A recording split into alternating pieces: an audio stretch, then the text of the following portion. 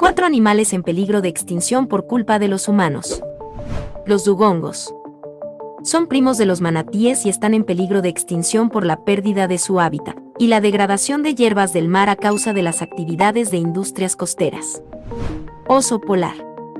El oso polar es el miembro más carnívoro de la familia de los osos. Se alimenta principalmente de una dieta compuesta por focas, actualmente en peligro de extinción por el cambio climático, caza furtiva y creciente contaminación. La pantera negra. Es el más raro de todos los leopardos manchados. Estos animales son conocidos en regiones de la selva de India y sudeste de Asia. Las panteras es una especie en peligro de extinción porque se cazan por deporte y para el comercio de pieles.